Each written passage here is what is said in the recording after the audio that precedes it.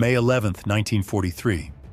Alaska's westernmost island, towers 200 miles from the nearest American city. Temperature 10 degrees Fahrenheit. Visibility near zero due to dense fog. Here, on this forgotten chunk of volcanic rock in the Bering Sea, would unfold the only land battle of World War II fought on American soil. A battle almost no one knows about today. A battle that would last not 3 days, as the generals planned, but a grueling 19 days in Arctic hell. 15,000 American soldiers against 2,900 Japanese defenders. But the real enemy wouldn't be the opponent on the other side of the front line. It would be nature itself. Cold, fog, winds capable of knocking a man off his feet. By the battle's end, more Americans would be evacuated with frostbite than combat wounds. Nearly all Japanese would die. Only 28 would surrender. This is the story of the Battle of Attu, the story of a battle that America chose to forget. To understand this battle, we need to go back 1 year. In the summer of 1942, 6 months after Pearl Harbor, Japan occupied the islands of Attu and Kiska in the Aleutian chain. On June 7th, the Japanese 301st Infantry Battalion landed on Attu unopposed. The next day, they took Kiska. For the first time since the War of 1812, foreign troops stood on American soil. The shock to national prestige was enormous. But why did Japan want these bleak, fog-shrouded islands at the edge of the world? The strategy was simple and dangerous. The Aleutian Islands form a natural bridge between Asia and North America. Control of them meant control of the northern sea routes. They could become bases for bombing the U.S. West Coast, or a platform for invading Alaska. For America, it was a blow to prestige. For Japan, defense of the northern approaches to the empire. But recapturing the islands immediately was impossible. America was fighting on all fronts. Guadalcanal, North Africa, every ship was precious. Only after the victory at Midway in June 42, where Japan lost 4 carriers in 1 day, did the balance of power begin shifting. By May 1943, America was ready. It was time to take back its territory. American command faced a choice. 2 islands under Japanese occupation, Attu and Kiska. On Kiska, there were 5,400 Japanese soldiers, too strong a garrison. On Attu, intelligence estimated 500 to 1,600 defenders. The choice seemed obvious. Start with Attu. The operation received the code name Land Crab. Commander: Major General Albert E. Brown with the 7th Infantry Division, 11,000 soldiers fresh from training camp in sunny California. But intelligence was catastrophically wrong. On Attu, there weren't 1,500 Japanese, but nearly 3,000. Veterans who had spent 11 months turning the island into a fortress. They had dug fortifications deep into the frozen ground. They had acclimatized to the brutal conditions. They knew every rock, every valley. Worse, Americans had almost no winter gear. Military command kept the operation highly secret. Mass purchases of Arctic clothing could reveal the plans to the enemy. The soldiers of the 7th Division headed to fight in one of the coldest regions of the Pacific in standard uniforms. On Attu awaited Colonel Yasuyo Yamasaki, a professional military man with 20 years of experience. General DeWitt confidently promised, 3 days and the island is ours. General Brown warned, minimum 1 week due to terrain. History would show both were wrong. Before moving to the battle, we must understand the battlefield. Because Attu isn't just an island, it's a natural fortress. Imagine a chunk of volcanic rock, 35 by 15 miles, thrown into the Bering Sea, carved by mountains up to 3,000 feet high, with deep valleys between them, without a single tree, without a single road. The surface is a combination of nightmares. Sharp volcanic rocks shred boots after an hour of marching. Muskeg, water-saturated tundra that looks like solid ground, but turns into a swamp under a soldier's weight. Trucks get stuck after 5 yards.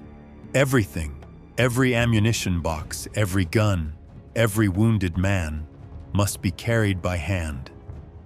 Weather changes in minutes. Clear skies turn into a hurricane in 10 minutes. Williwaws. Local winds, sudden gusts up to 100 miles per hour. They rip down tents, knock men off their feet, hurl equipment into the ocean. Temperature rarely above 32 degrees. Constant fog, visibility drops to a few yards. Soldiers get lost 30 yards from their positions. Air support is impossible. Naval artillery fires blind. On tropical Pacific islands, heat, jungles, malaria, but equipment works, you see the enemy. Attu is an entirely different hell. The Japanese had spent 11 months here preparing. They knew where the fog was thickest, where the wind was strongest, where the Americans would get stuck. May 11th, 1943, 4 a.m.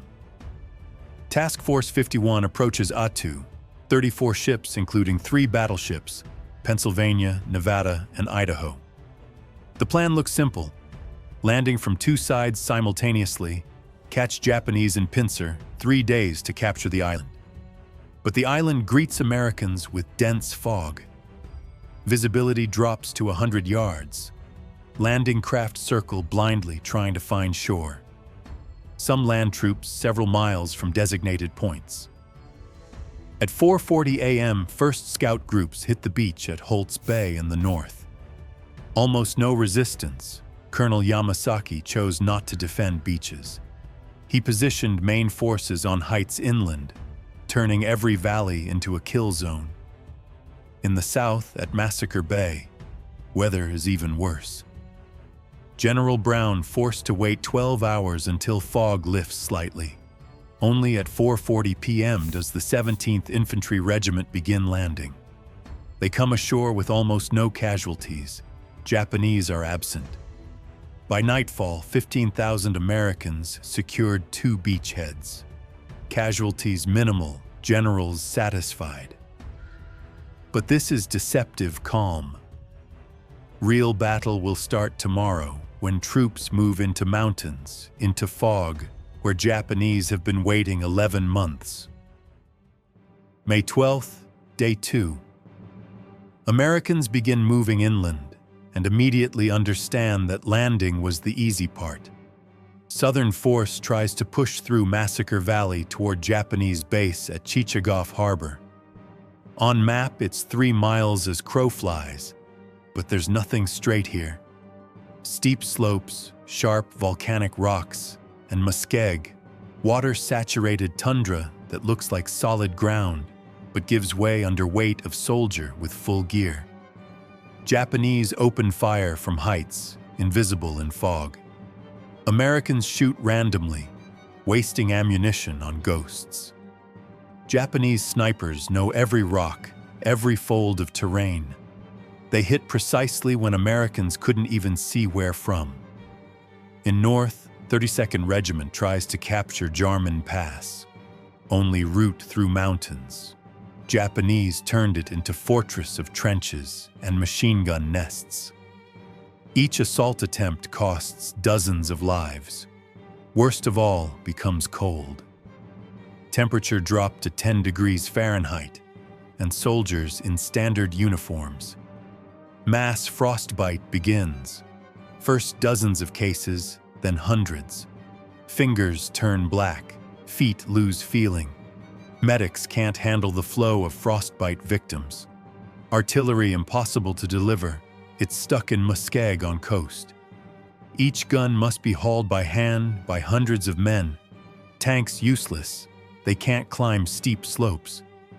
In 2 days, Americans advanced less than a mile. 200 men evacuated with frostbite, 50 killed in combat. General Brown looks at map and understands 3 days was naive fantasy. Days 4 through 6. Progress completely halted.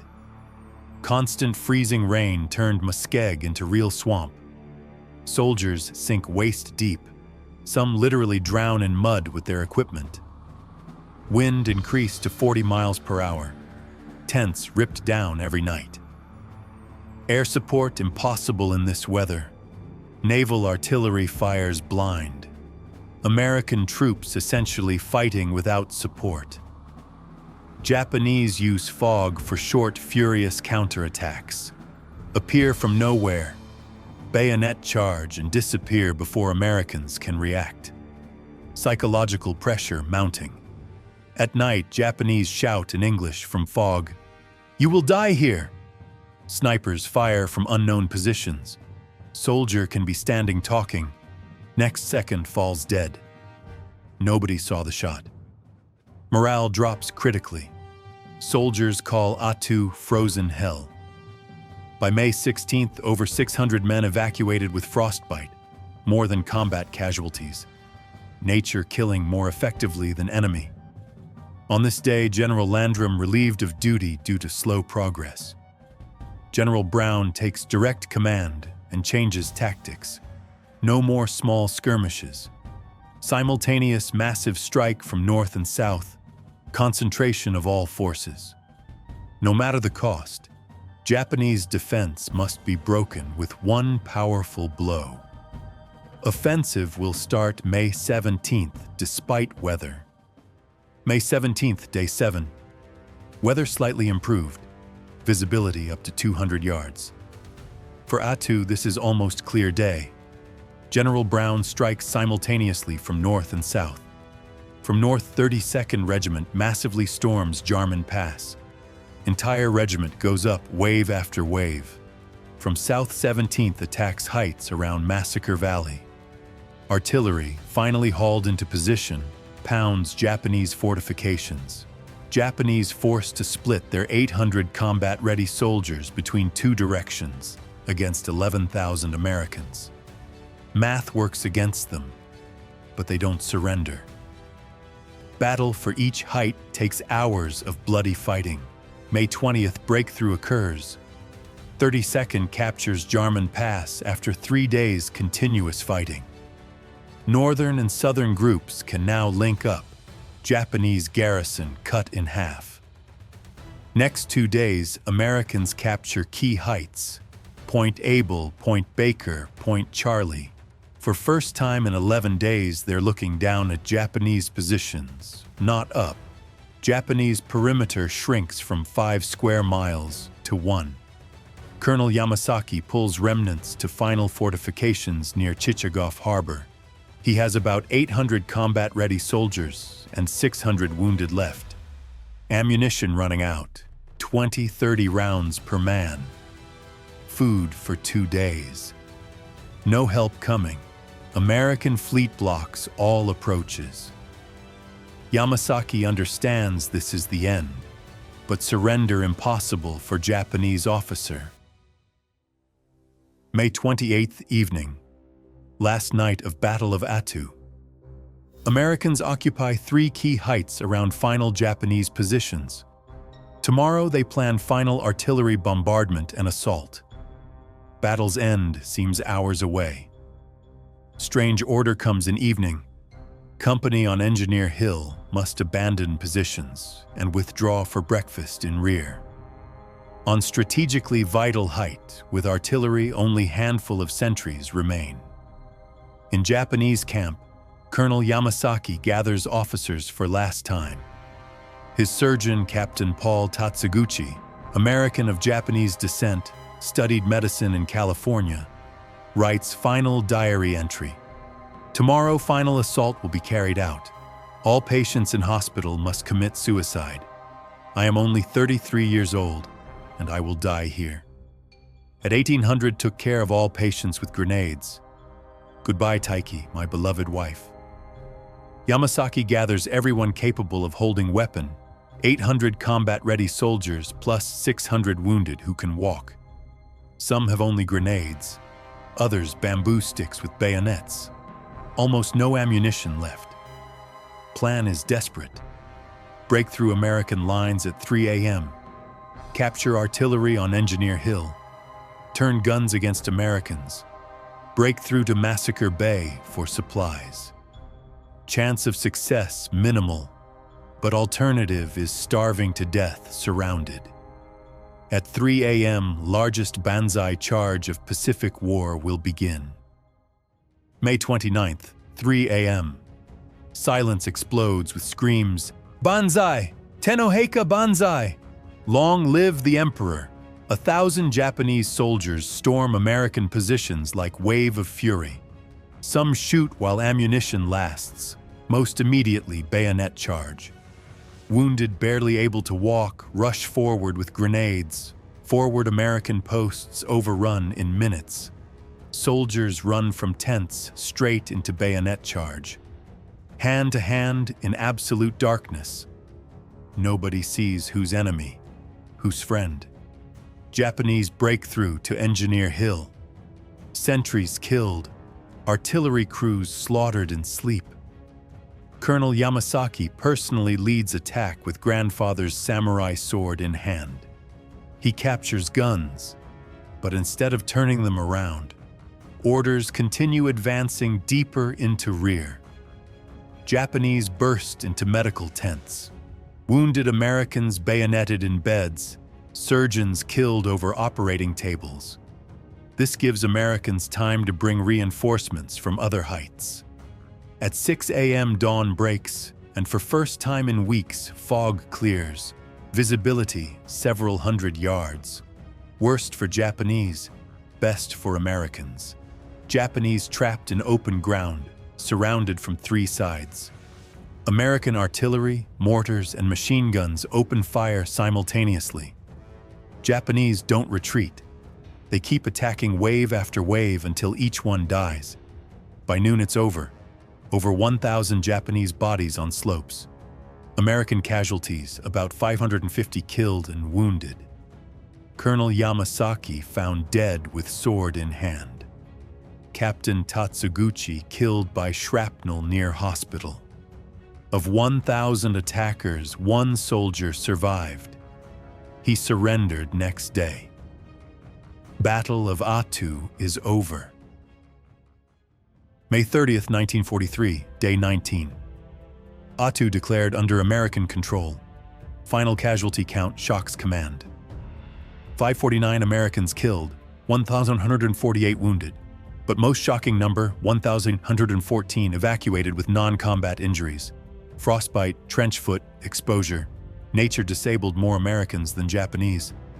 For comparison, on Guadalcanal during 6 months, 1,600 Americans died. On Attu in 19 days, 549, proportionally, Attu was deadlier. Of 2,900 Japanese defenders, 28 survived, less than 1%. Rest died in combat or committed suicide. Americans found groups of Japanese who detonated grenades. Generals planned 3 days, got 19. Force ratio was 5-1, but terrain, weather, and fanatical resistance turned quick victory into bloody slaughter. Japanese command was so shocked, they decided to evacuate Kiska before American attack. July 28, 400 Japanese secretly evacuated under fog cover. When Americans landed in August with 35,000 soldiers, Island was empty. Lost 92 men to friendly fire and mines. Japanese weren't there. Aleutian campaign ended. Japanese would never set foot on American soil again. But victory on Attu left bitter taste. Too many mistakes, too many frozen, too high price for useless chunk of rock. Battle of Attu. Only World War II battle on American soil. But ask any American, most have never heard of it. Why did America forget this battle? Maybe because it was inconvenient victory. Intelligence miscalculated enemy strength by half. Soldiers sent to Arctic without winter gear. 3 days became 19. Or because it was pointless island. Attu had no strategic value. Japanese never seriously planned invasion through Aleutians. 549 lives for chunk of tundra that became uninhabited right after war. Attu convinced command that invasion of Japan would cost million lives. If Japanese fight to last man on forgotten Arctic island, what would happen defending homeland? This became one of arguments for atomic bomb. 42 native Aleuts lived on Attu before war. Japanese sent them to camp. 16 died there. When survivors returned in 1945, American government forbade them returning to island. Too expensive to rebuild village. Today, Attu is part of wildlife refuge, uninhabited. Few rusted tanks in tundra, destroyed fortifications, crosses at abandoned cemetery. History remembers D-Day, Iwo Jima, Pearl Harbor, but Attu is battle America chose to forget. 49. Americans gave their lives for this island. 2,172 Japanese died defending it. Now you know their story. Don't forget it.